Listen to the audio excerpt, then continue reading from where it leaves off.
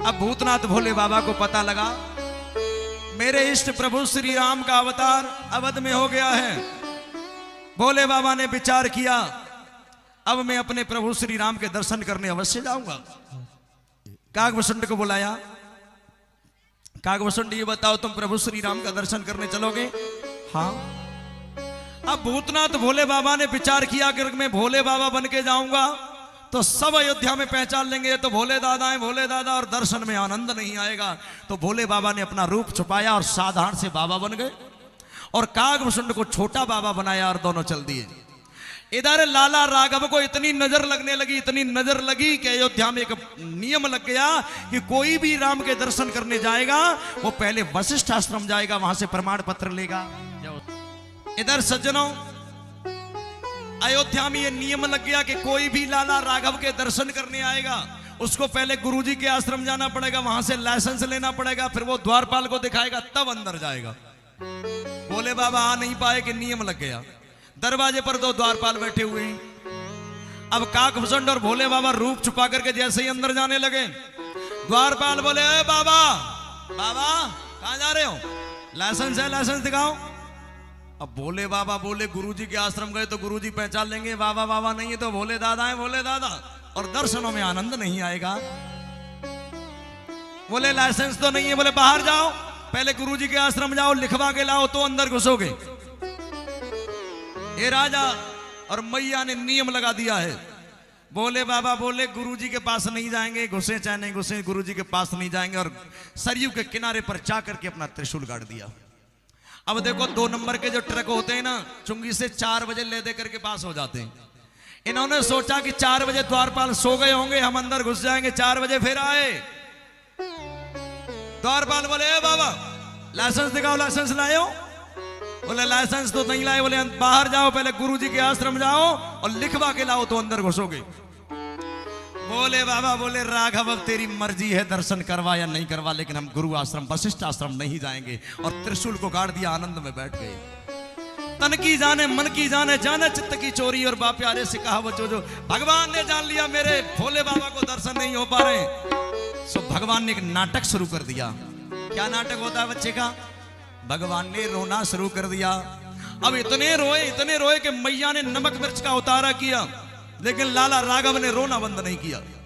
मैया ने द्वारपाल को भेजा, गुरुजी को बुला के ला, मेरे लल्ला को नजर लग गई है। द्वारपाल दौड़ा दौड़ा गया और गुरुजी को बुला करके लाया।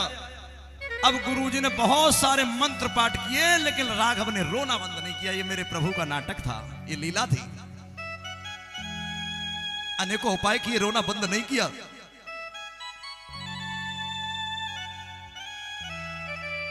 गुरु वशिष्ठ बोले, मैया तेरे लाला का रोना बंद अब हमसे तो होगा नहीं। सरयू के किनारे पर अनेकों महात्मा रहते हैं और कोई साधु शायद नजर उतारना जानता हो, उसको बुलवा के लाओ। और मेरे राघव यही तो चाह रहे थे। मैया ने जल्दी जल्दी द्वारपाल को भेजा, जाओ सरयू के किनारे पर कोई महात्मा हो उसको बुला करके लाओ। मेरे लाला राघव को नजर लगी और बहुत रोए, प्रभु रोना बंद नहीं कर रहे। अब जैसे ही द्वारपाल गया तो देखा भोले बाबा बैठे हुए, त्रिशूल गड़ा हुआ और कागभूषुंड छोड़। द्वारपाल बोले, बाबा बाबा ये बताओ क्या काम करते हो? बोले कुंडली मिलान कर दूं, जन्मपत्री बना दूं। बोले और क्या काम करते हो? क्या आपको नजर उतारना आता है? भोले बाबा बोले, नजर उतारने का तो मेरा जन्म जन्म का धंधा है। द्वारपाल भागने लगा, दौड़ने लगा। अरे रुको रुको रुको, किसके नजर लगा? रुको रुको रुको। इतनी देर में मैया के पास, मैया मैया, एक बड़ा बाबा और एक छोटा सा बाबा है और वो नजर उतारना जानते हैं। मैया कौशल्या बोली, इतनी देर क्यों लगा रहे हो? जाओ दोनों बाबा को बुला करके लाओ।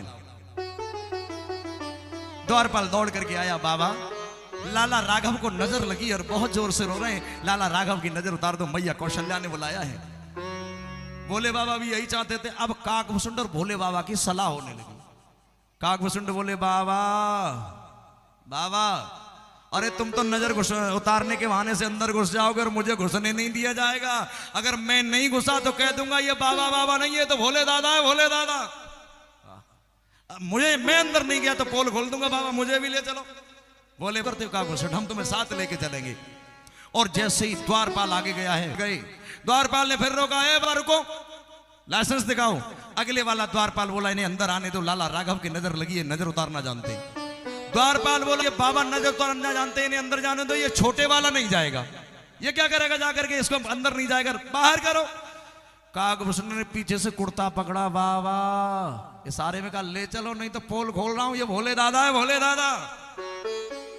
भूतनाथ भोले बाबा ने नाटक कर दिया, भैया मेरी आंखों से कम दिखे, मंत्र मैं पढ़ूंगा, तंत्र ये करेगा, हम दोनों का काम है और दोनों को अंदर जाने दो। दोनों अंदर घुस गए सज्जनों। जैसे ही अंदर घुसे और राघव ने प्रभु श्री भोले बाबा को देखा और भोले बाबा ने प्रभु श्री राम को देखा। अब भगवान का तो काम था उन्हें बुलाना, झट रोना बंद कर दिया और भोले बाबा ने रोना शुरू कर दिया, फूट फूट करके रोने लगे, खूब रोए। मैया कौशल्या कहने लगी ये बाबा बड़ा सिद्ध पुरुष है, मेरे लाला को नजर से नजर मिला करके देखा है तो मेरे लाला की नजर उतर के जा बाबा पे चढ़ गई। बाबा रोने लगा। क्यों रोए भूतनाथ भोले बाबा? आज संसार को बनाने वाला, संसार को चलाने वाला रोने का नाटक शिशु लीला गोद में पढ़ के कर रहे हैं। भोले बाबा रोने लगे, प्रभु यही आपकी लीला है। मैया बोली बाबा ये बताओ मेरे लाला अब कभी रोएगा तो नहीं? बोले मैया मैंने अभी तेरे लाला को नजर से नजर मिला करके देखा है तो तेरे लाला ने रोना बंद कर दिया, और इस लाला को मेरी गोद में दे दे तो ये तेरा लाला कभी भी रोएगा नहीं, जब तक इस धराधाम पर रहेगा तब तक नहीं रोएगा। सो मैया ने लाला राघव को लियो और भूतनाथ भोले बाबा की गोदी में दे दियो। खूब देखा है, काकभूषण ने भी खूब दर्शन किया। अब मैया ने एक प्रश्न कर दिया, हमारी माताओं को सबसे बड़ा लालच होता है कोई बाबा आ जाए तो हाथ जरूर दिखवावे, यह सबसे बड़ा नाटक है। कोई बाबा अगर मांगने आ जाए तो हाथ दिखवावे। मैया बोली बाबा मेरे लाला की हस्तरेखा देखो, ये बालक कैसा होगा। भूतनाथ भोले बाबा कहने लगे मैया जब से कि धराधाम पर सूर्य और चंद्रमा रहेंगे तब तक तेरे लाला का यश और कीर्ति गाई जाएगी। लेकिन यह गड़बड़ हो गई, एक बाबा आएगा और तेरे लाला को ले जाएगा। मैया रोने लगी, मेरा लाला बाबा बनेगा? बोले मैया आगे सुन, आगे लिखा है कि वो बाबा विवाह करके वापस कर जाएगा। मैया खुश हो गई, लाला का हो जाएगा। मैया प्रसन्न हुई।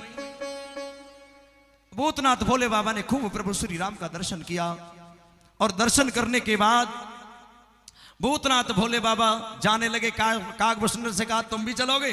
काकभूषण कहने लगे अब हम नहीं जाएंगे, हम तो यही प्रभु की झूठन प्रसादी को खाएंगे, हम इसी अवध में रहेंगे। और भोले बाबा वहां से चले गए। सुखदेव जी समझाने लगे राजन, इधर धीरे धीरे समय गुजरा। प्रभु श्री राम चारों भाई अवध में आनंद के साथ में शिशु लीला कर रहे हैं।